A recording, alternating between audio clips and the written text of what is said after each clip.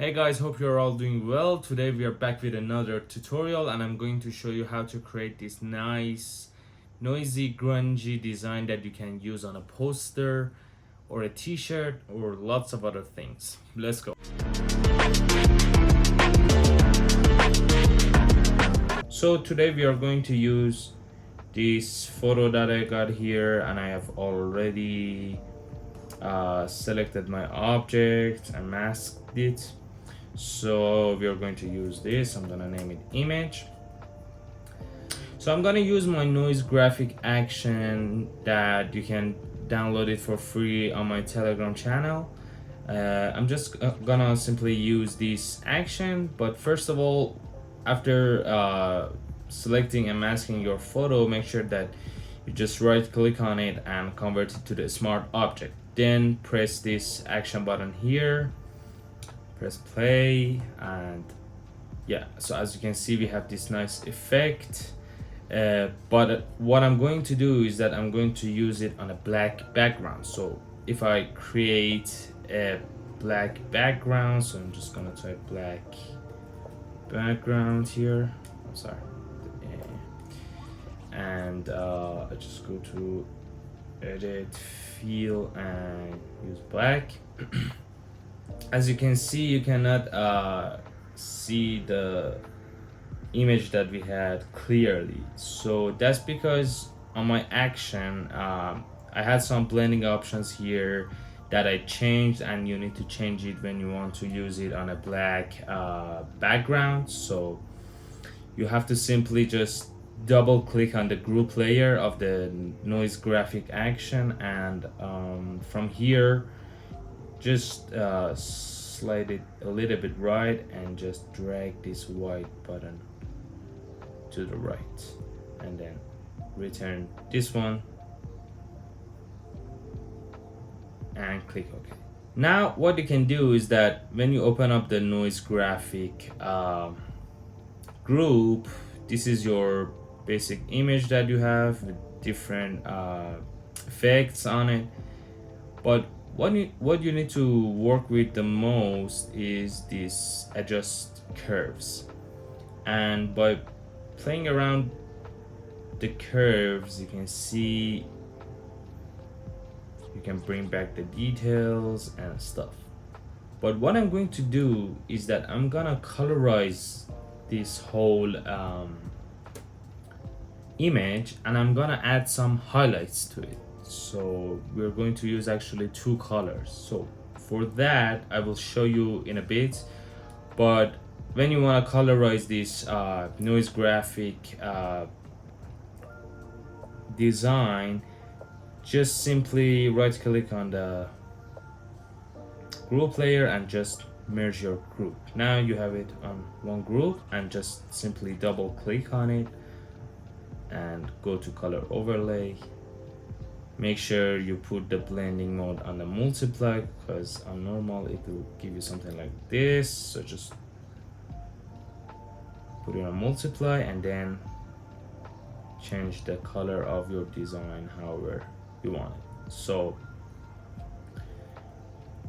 that's easy as that. But what I'm going to do is that I'm gonna add some highlights on the design also.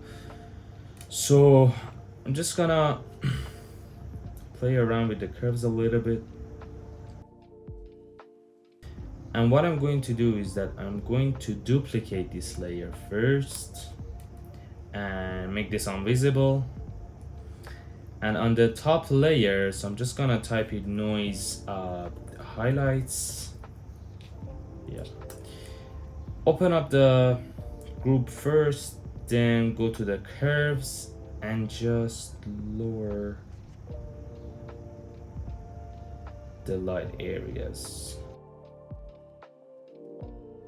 Yeah, after that what you need to do is that for the noise highlights, and this is noise, I just type background. What you need to do is that just click on it, and as I said, simply merge the group, or you can easily hit Command E to merge it. And then you need to grab your magic wand tool and select the blacks. I will also turn off the contiguous, so just it will select all the blacks, and just simply hit delete on your keyboard and it will delete all the blacks. So if I just, as you can see, if I turn off my black background, most of the things are white now, but don't worry about these black areas that you have. It will give you a nice effect later. So I'm just gonna double click on the noise highlight layer and just give it a color overlay. I'm just gonna select this color for now. And on the background layer, I'm gonna do the same,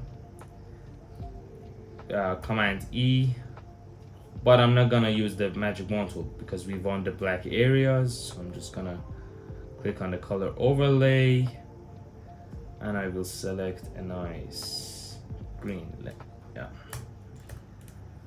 Yeah, so I worked around with the colors and I came up with this nice green and light blue here, and this is the final image. And I just merged the highlight and the background together. I'm just gonna call it the design, main design, and I'm gonna use another image that I've got here.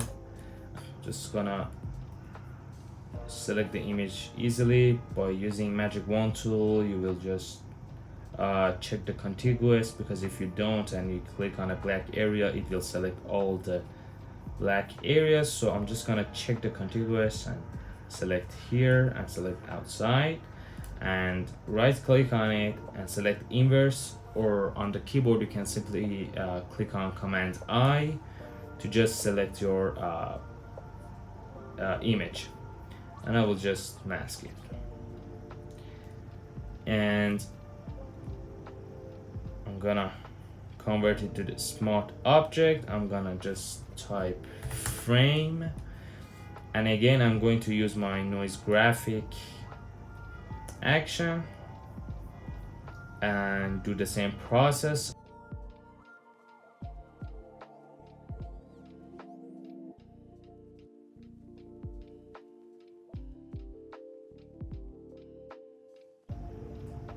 Yeah, that is cool.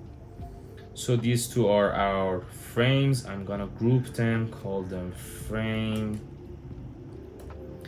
and these are the real images that we have, and we don't need them, but I always keep them in the background. So just gonna keep this in the background. This is the main design and this is the frame. I will also select my frame group layer and just merge them and bring them in the back. Actually, I'm gonna bring them in the front and do something nice to it.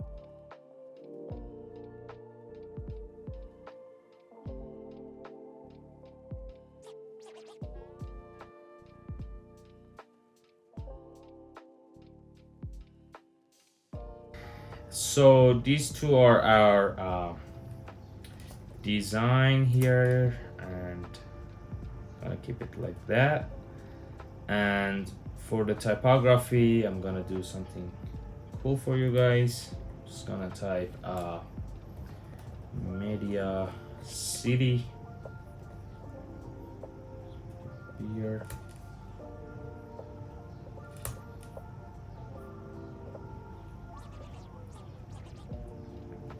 I'm gonna always use a ruler just to make sure that they're all centered.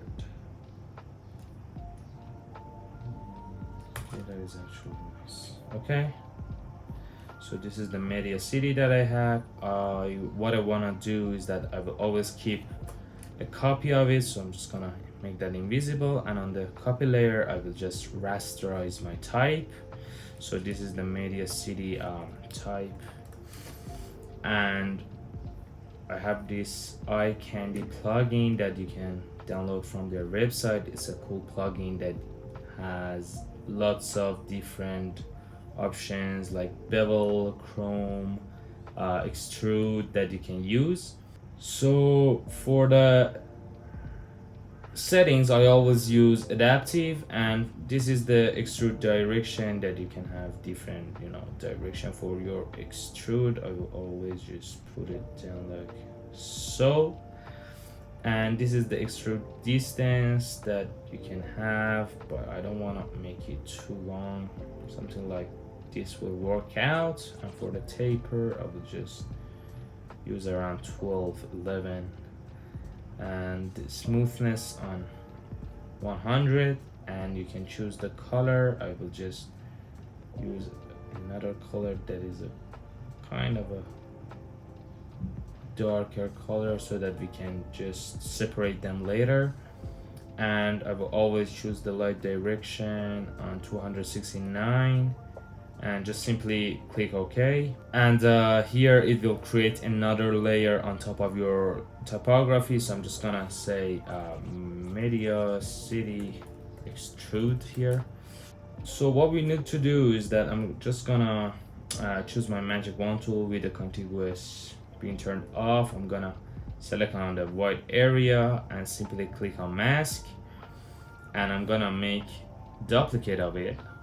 And on the bottom layer, on the mask layer, I'm just gonna hit Command I to make that extrude layer visible. So now, as you can see, we have two different layers here.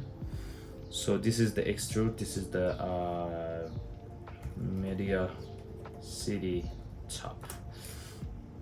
Now you can simply just come to the layer option and just give it a nice color. So I'm just gonna choose blue one is better, I believe. And also for the extrude, I'm just gonna choose a dark background. That is amazing. That just gave me a nice look. I'm just gonna add some more details to the typography. So I'm just gonna select the front typography by holding Command and clicking on the mask layer on top. Create a new layer. I'm just gonna say effect, grain. And I have this brush tool that is actually grainy. So if I click on it, you can see it will give us a nice grainy effect. And that's exactly what I'm gonna do. I'm just gonna add some nice grainy effect here, like so. And for the top, I'm just gonna create a white, give it a white grainy effect. That is actually nice.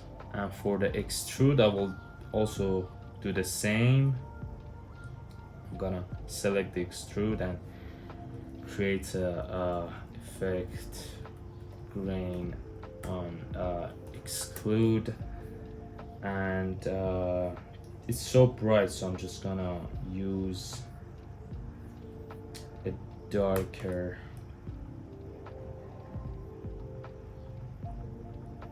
background to just simply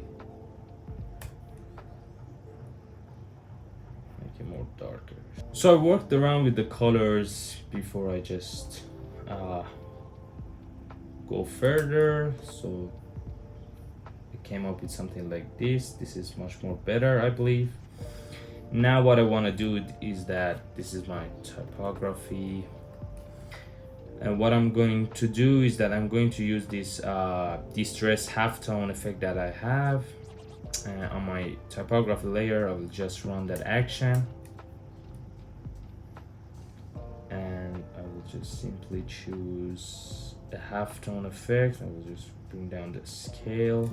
That is nice actually, and it will create another halftone layer on top. I'm just gonna delete the color from there, and this is our typography and this is our halftone. And on the halftone layer, I'm just gonna choose a nice soft light, and I will bring down the opacity like so, just to give it a nice half-tone effect. And we are actually done, but I'm going to add some extra textures on it to give it a nicer look. And we are actually done. Hope you guys liked the video. Make sure to like and subscribe, and peace.